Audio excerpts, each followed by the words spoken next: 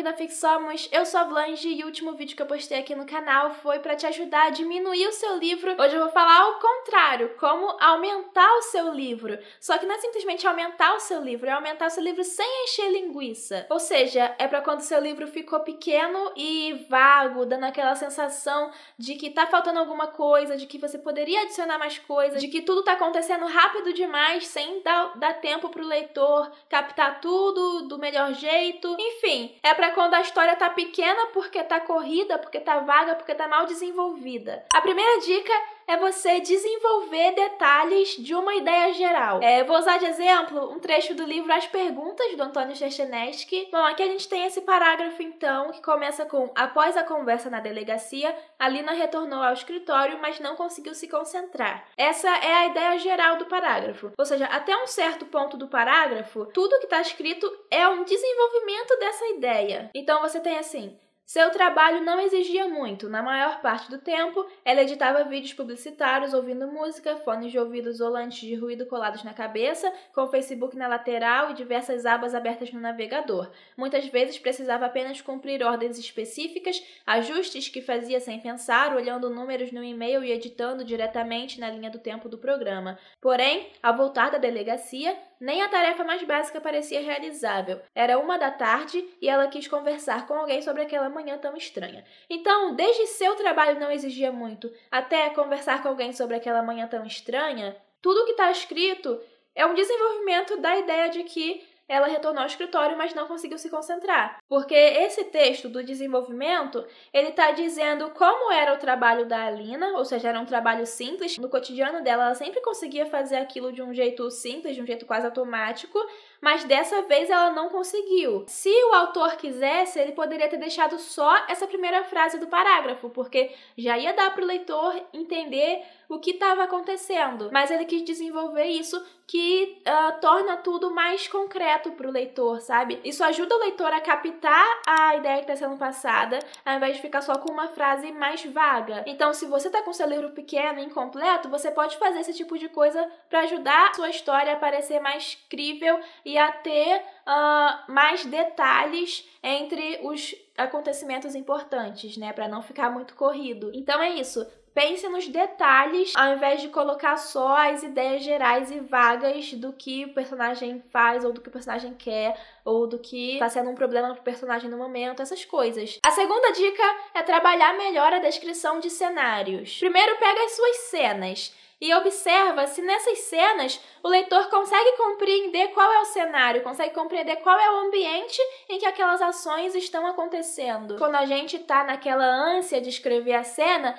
a gente se preocupa mais em colocar logo as ações e os diálogos, sem dar muita atenção para uma parte importantíssima das cenas, que é o cenário. Eu até falei das partes da cena no meu vídeo sobre criação de cenas, que eu vou botar aqui nos cards. Então, na revisão, é bom você checar se aqueles cenários poderiam estar sendo melhor descritos para que o leitor consiga ter uma consciência melhor do ambiente onde os personagens estão, o clima que tá lá, né? Se tá ventando, se tá frio, se tá quente, tudo isso também faz parte do cenário. Lembrando que a descrição de cenário não precisa ser feita de uma forma extremamente expositiva, como se fosse, sei lá, uma ficha que você tá lá listando tudo que tá no cenário. Não precisa ser assim, é até bom que não seja assim muitas vezes, né? Por exemplo, a sala era grande, com paredes azuis, com uma cadeira naquela parede, com uma mesa naquela parede, com uma cama naquela parede, com o chão de madeira, com um tapete no meio. Aí você gasta todo um parágrafo para descrever esse cenário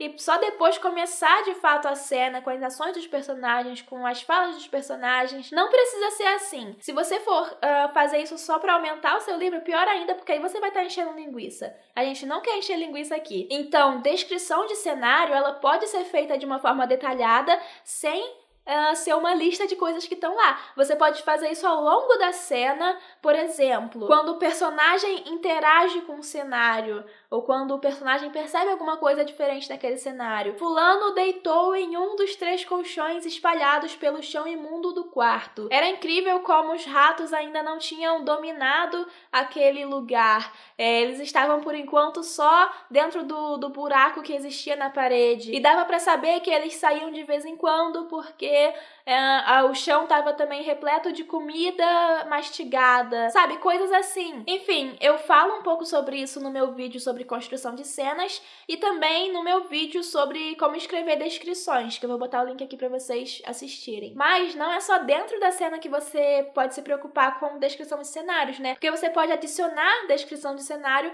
fora das cenas, naquelas partes em que não tá acontecendo ação, não tá acontecendo coisas no presente narrativo, né? Mas sim é o narrador falando de como eram as coisas e de ações que aconteciam recorrentemente num lugar ou, enfim, no universo da sua história. Um tipo bom de descrição de cenário para você adicionar nessas partes é aquela descrição que vai ajudar a caracterizar o personagem. Eu vou dar um exemplo do livro Reparação, do Ian McEwan. Briony era uma dessas crianças possuídas pelo desejo de que o mundo seja exatamente como elas querem. Enquanto o quarto da irmã mais velha era um caos de livros abertos, roupas jogadas, cama desfeita e cinzeiros sujos, o de Briony era um santuário erigido a seu demônio controlador. A fazenda em miniatura, espalhada no largo parapeito da janela, continha os animais tradicionais, porém todos virados para o mesmo lado, para a dona, como se estivessem prestes a começar a cantar, e até mesmo as galinhas estavam muito bem dispostas em seu galinheiro. Na verdade, o quarto de Briony era o único cômodo arrumado do andar de cima. Suas bonecas, de costas bem eretas, dentro de sua mansão de muitos quartos, pareciam obedecer à injunção de jamais se encostar-se às paredes. Os diversos bonequinhos que habitavam sua penteadeira, cowboys, mergulhadores de escafandro, ratos humanizados, de forma tão ordenados, mais pareciam um exército de cidadãos aguardando ordens. Então a gente tem uma descrição do quarto da Briony e a gente consegue ver características da própria Briony, a própria personagem. A gente vê que ela é uma pessoa organizada e uma pessoa controladora, uma pessoa que gosta que os outros olhem para ela, que gosta que os outros façam o que ela quer. E se você reparar, esse parágrafo também faz aquilo que eu falei na dica 1, né? Que é colocar uma ideia geral e depois desenvolver essa ideia. A ideia geral é de que a Briony era uma dessas crianças que quer que o mundo seja exatamente como elas querem que seja. E aí o resto do parágrafo é o desenvolvimento dessa ideia que o narrador tá colocando na primeira frase. Se o Ian McEwan quisesse, ele poderia ter parado na primeira frase, só que aí o leitor só ia ter uma ideia vaga dessas características da Briony. E com a descrição do cenário do quarto dela, o leitor consegue ter uma visão melhor de quem é essa garota. A terceira dica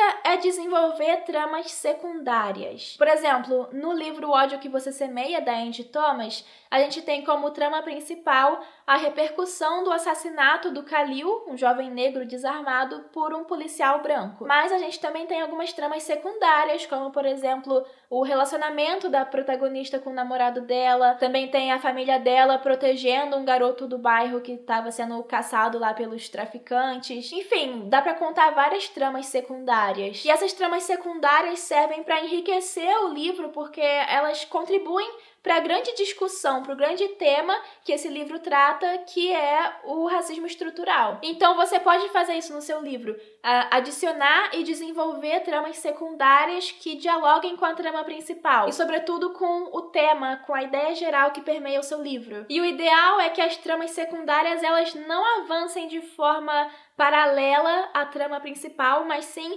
interferindo na trama principal, que as tramas secundárias estejam entrelaçadas na trama principal, porque é o mesmo livro, sabe? Você não tá contando duas histórias ao mesmo tempo, você tá contando uma história só. No livro A Jornada do Escritor, do Christopher Vogler, que é um roteirista e o grande responsável pela difusão da jornada do herói nesse mundo da escrita, ele passa uma dica que ele chama de uma regra de ouro para o desenvolvimento de tramas secundárias no seu livro. Ele diz que as tramas secundárias devem aparecer pelo menos em 3 cenas distribuídas ao longo da história, uma em cada ato da história. Quando ele fala em atos de uma história, o ato 1, o ato 2 e o ato 3, ele está se referindo à estrutura básica das narrativas. Eu vou botar um negócio aí na tela para você ver. O ato 1 seria quando o personagem está vivendo a vida cotidiana dele e algum conflito chama esse personagem para a aventura que ele vai viver durante a história. O ato 2, quando o personagem embarca nessa aventura e enfrenta os desafios para conquistar o objetivo dele.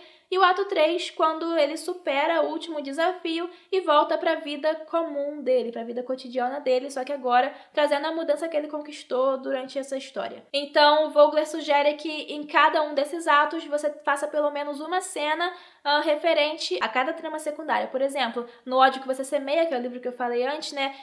Em cada ato você teria, então, no mínimo uma cena falando da relação da personagem principal com o namorado dela, assim como você teria também pelo menos uma cena para cada uma das outras tramas secundárias, né? E no terceiro ato você dá o desfecho das tramas secundárias junto com o desfecho da trama principal. Então, na revisão do seu livro, você dá uma olhada em como estão divididas essas tramas secundárias, em como você está desenvolvendo elas e se você pode desenvolver de uma forma melhor e que elas estejam mais presentes na história. A quarta dica, a última dica desse vídeo e a mais importante, tá? Mostrar ao invés de contar. O famoso show don't tell, que eu também tenho vídeo sobre. Essa é a dica mais importante porque é a que vai te dar mais material para você aumentar o seu livro a partir de desenvolver melhor as situações e os personagens. Por exemplo, no livro Lia Fora de Sintonia, da Becky Albertalli, a autora poderia simplesmente contar que a Lia é uma pessoa meio rabugenta e sarcástica,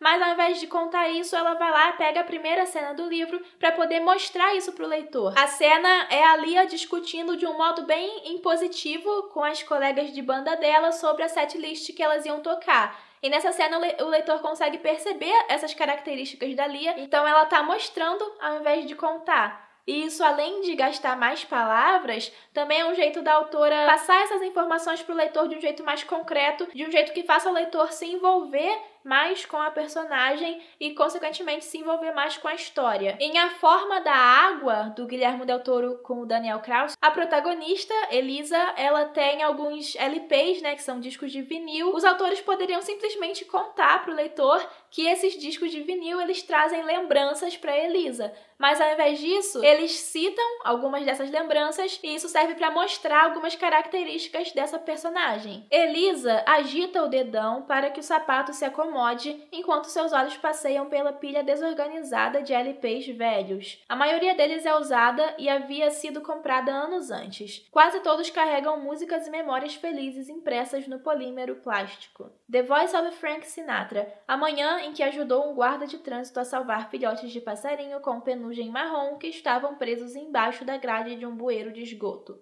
One O'Clock Jump, de Count Basie, o dia em que viu uma bola de beisebol rara como um falcão de pés vermelhos ser rebatida e lançada para fora do Memorial Stadium e ricochetear em um hidrante. Stardust, de Bing Crosby, a tarde em que ela e Giles viram Stanwyck e McMurray em Lembra-se daquela noite, no cinema ali embaixo, e Elisa ficou deitada na cama o restante do dia ouvindo Bing no toca-discos e se perguntando se ela, tal como a ladra de bom coração de Stanwyck, estava cumprindo uma sentença nesta vida dura e se alguém feito McMurray estaria esperando por ela no dia em que fosse libertada. Então, se você quiser ver mais coisas sobre mostrar ao invés de contar, é só você ver meu vídeo sobre isso. E essas foram as 4 dicas de hoje. Se você gostou, dá um like. Se esse vídeo te ajudou e você acha que pode ajudar outras pessoas, compartilha o vídeo. Na descrição tem vários links, tem link para os vídeos que eu citei, tem link para os livros que eu escrevi, para cursos de escrita parceiros do canal, muitas outras coisas. Dá uma olhada e até a próxima!